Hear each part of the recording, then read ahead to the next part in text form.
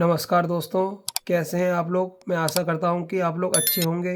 और आज हम प्रश्नावली 3.2 के प्रश्न नंबर 1 को हल करेंगे।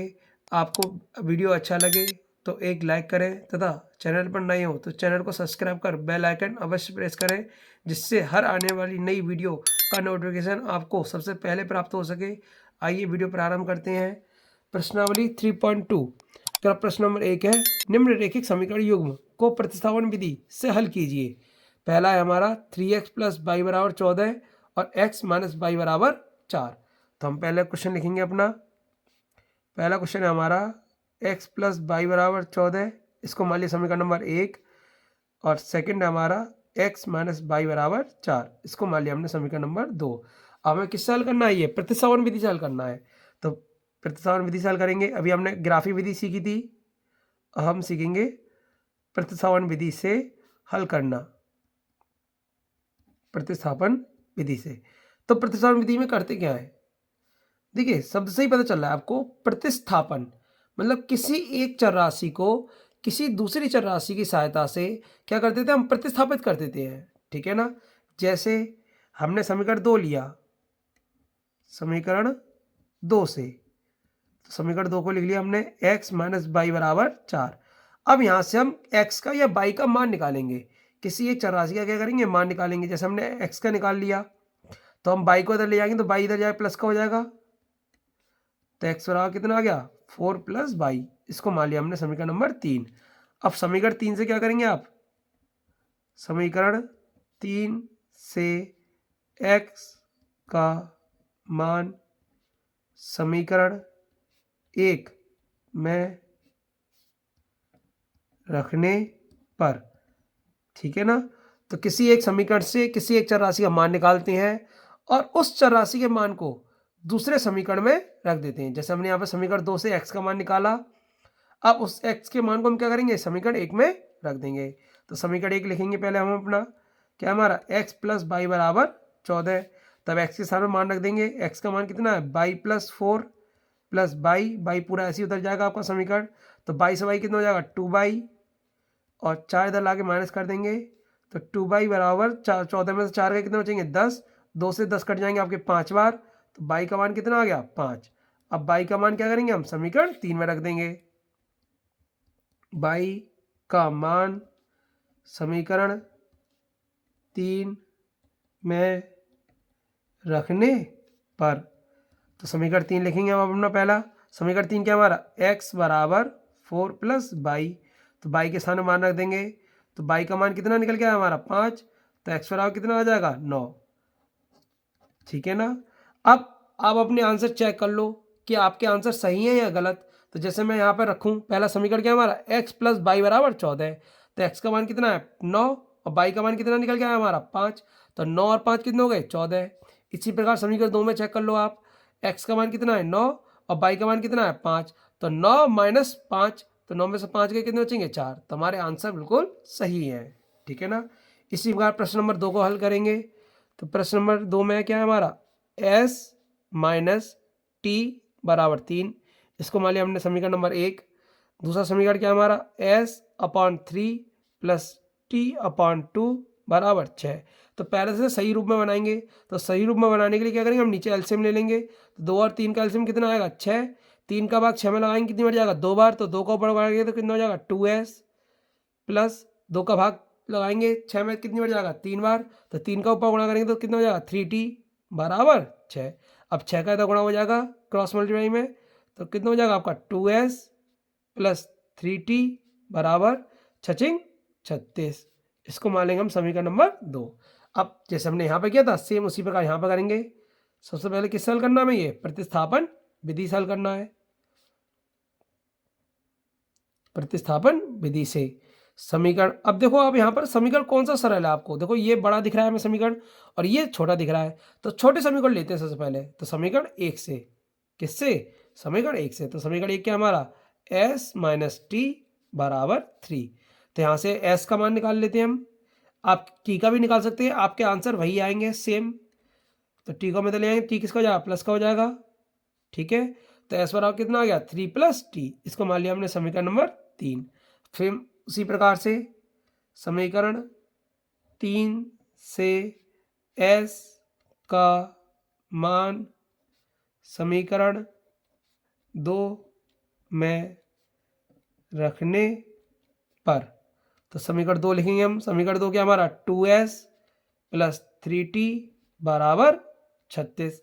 अब s के स्थान में मान रख देंगे, तो s हमारे यहाँ पर आया, s के स्थान में मान कितना है हमारा 3 प्लस t, ठीक है ना, प्लस 3t बराबर 36। 2 का गुणा करें तो 3 दूनी 6, यहाँ हो जाएगा 2t और यहाँ ऐसे ही आ जाएगा आपका 3t बराबर 36। तो 2 और 3 मिलके कितना हो जाएगा 5t बराबर 36 माइनस 6।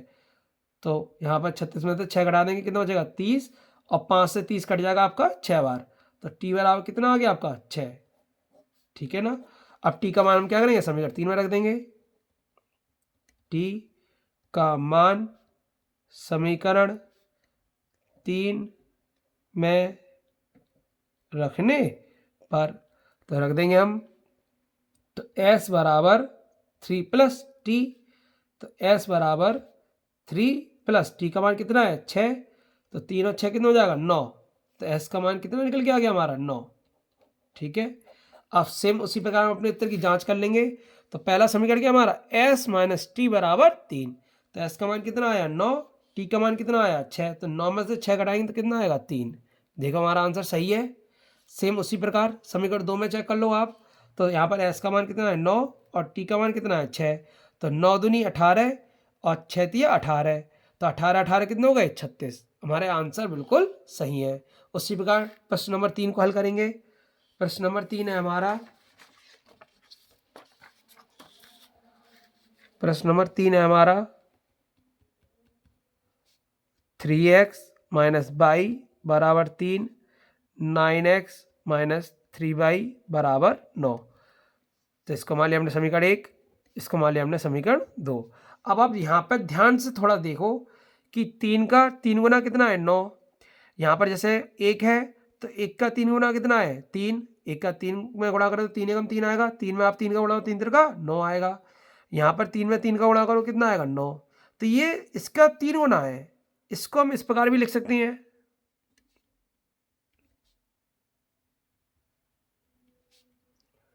बताइए लिख सकते हैं, लिख सकते हैं। समीकरण 2 को इस प्रकार भी लिख सकते हैं, 3 को हमने कॉमन ले लिया, 3x माइनस वाई बराबर 3, ये पूरा हमारा समीकरण 1 बन गया। तो ये कंडीशन होती है संपाति की। किसकी होती है संपाति की, जैसे मैंने आपको पीछे पढ़ाया भी है, a1 अपॉन a2 बराबर b1 अपॉन b2 बराबर c1 अपॉन c2। चेक कर लो जैसे अब आप, ये हमारी कंडीशन हो रही है नहीं हो रही है, ये कंडीशन मैंने आपको पीछे पढ़ाई थी, किसकी होती है ये संपाति की। आप चेक कर लो, यहाँ से अब आप मान निकालो, a1 का मान कितना आएगा 3, b1 का मान कितना आएगा -1, c1 का मान कितना आएगा 3। इसी प्रकार यहाँ देखो आप 9x माइनस 3y बराबर 9, तो a2 का मान कितना आएगा 9, b2 का मान कितना आएगा -3 और c2 का मान कितना आएगा 9। अब यहाँ जैसे अनुपात निकालो आप, a1 upon a2, b1 upon b2, c1 upon c2 मान रख देंगे, तो a1 का मान कितना है 3, a2 का मान कितना है 9, b1 का मान कितना है -1, b2 का मान कितना है -3, c1 का मान कितना है 3, c2 का मान कितना है 9, तो 3 एकम 3, 3 त्रिक का 9, माइनस से माइनस कट गया, 3 एकम 3, 3 त्रिक का 9, तो 1/3 बराबर 1/3 बराबर 1/3। तो अगर ये कंडीशन सेटिस्फाई हो रही है और ये कंडीशन बनती है तो उसके क्या होते हैं अनेक हल होते हैं, अनेक हल प्राप्त होंगे, ठीक है ना। तो इसमें x और y का कोई एक निश्चित मान प्राप्त नहीं होगा, ठीक है ना। अब प्रश्न नंबर 4 को देखते हैं। प्रश्न नंबर 4 है हमारा 0.2x प्लस 0.3y बराबर 1.3, ठीक है ना। तो आप ये गौर से देखो, यहाँ पर पॉइंट सबके नीचे एक एक है, तो जैसे हम पॉइंट हटाते हैं तो नीचे पॉइंट के नीचे 1 और जितने अंक है उतने 0, तो यहाँ पर 2 है तो 2 1 0 आ जाएगा। सेम इसी प्रकार यहाँ पर पॉइंट हटाएंगे तो पॉइंट के नीचे 1 और कितना है 3 है तो 1 0 आ जाएगा। इसी प्रकार यहाँ हटाएंगे तो यहाँ कितना आ गया 10, अब हर में 10 है तो 10 से 10 कट जाएगा, तो समीकरण क्या आ जाएगा 2x प्लस 3y बराबर 13। यही क्या हो जाएगा समीकरण नंबर 1। इसी प्रकार नीचे वाले चेंज करेंगे, 0.4 प्लस 0.5y बराबर 2.3, तो सेम इसी प्रकार इसमें हटाएंगे तो ये कितना हो जाएगा हमारा 4x प्लस 5y बराबर 23। ठीक है, ये क्या हो गया हमारा समीकरण नंबर 2 और ये हमारा समीकरण नंबर 1। अब फिर वही इसी प्रकार करेंगे, किससे करना है हमें, ये प्रतिस्थापन विधि से हल करना है।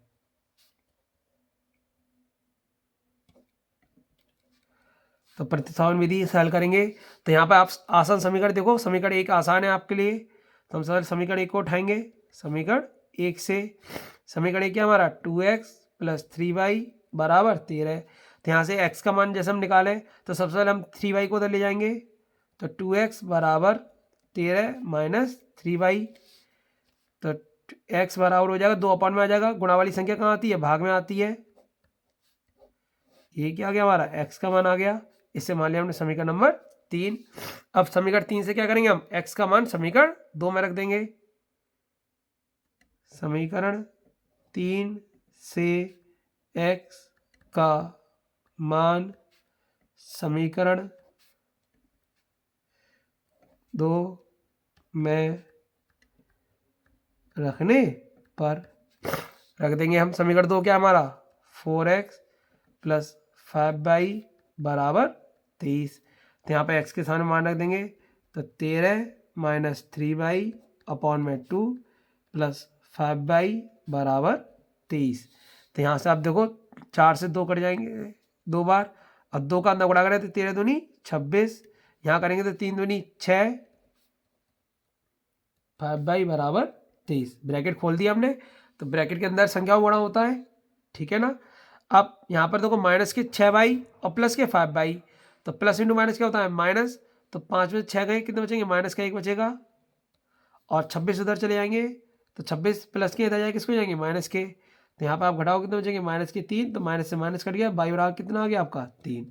अब y का मान समीकरण 3 में रख देंगे, y का मान समीकरण 3 में रखने पर, तो समीकरण 3 में मान रख देंगे, तो x बराबर समीकरण 3 क्या हमारा x बराबर 13 माइनस 3y अपॉन 2।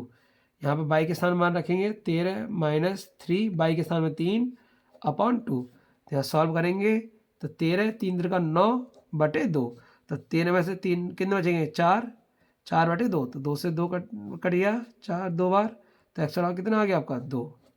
अब आप चेक कर लो आपके मान सही है या गलत है। तो हमारा समीकरण क्या था 2x प्लस 3y बराबर 13, तो x का मान कितना है 2, y का मान कितना है 3 रखो, तो यहाँ पर x के यहाँ 2 रखेंगे तो 2 दूनी 4, और y के यहाँ 3 रखेंगे तो 3 3 का 9, तो 9 और 4 कितना हो गया आपके 13। देखो समीकरण एक सही है हमारा।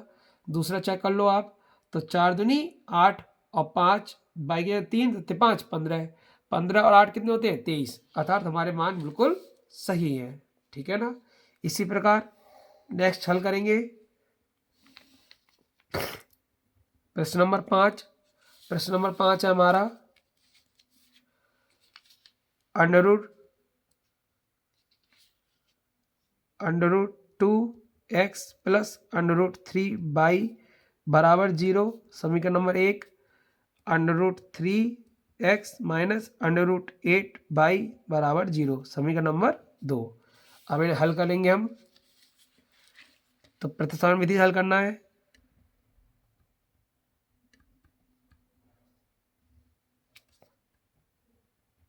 प्रतिस्थापन विधि से तो सेम उसी प्रकार चलेंगे। समीकरण 1 को लेंगे, समीकरण 1 से समीकरण 1 क्या हमारा 2x under root 2x sorry under root 2x plus under root 3y बराबर 0। तो यहाँ से x का मान निकालेंगे, अंडररूट 2x प्लस बराबर ये इधर जाएगा माइनस का हो जाएगा अंडररूट 3y, ठीक है ना। अब यहाँ से x का मान निकालेंगे तो x बराबर हो जाएगा माइनस के under root 3 upon under root 2 into by, ठीक है ना। इसको मान लेंगे समीकरण नंबर 3। अब समीकरण 3 से क्या करेंगे हम x का मान समीकरण 2 में रखेंगे।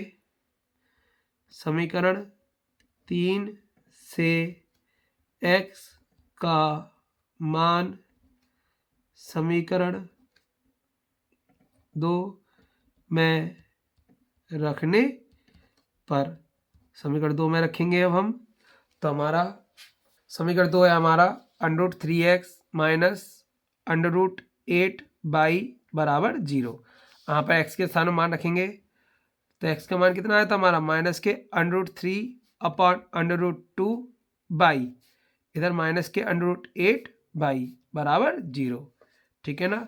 तो यहाँ आप गौर से देखो, हम गुणा करेंगे तो √3 का √3 में गुणा करके कितना जाएगा 3 माइनस के 3 अपॉन √2 माइनस के √8 बराबर 0। यहाँ से कॉमन ले लेंगे तो माइनस के 3 अपॉन √2 माइनस के √8 बराबर 0। तो यहाँ से इन सबको इधर भाग में लगाएंगे, तो 0 हम किसी संख्या भाग लगाते हैं क्या आता है 0 ही आता है। तो y का मान कितना आएगा 0।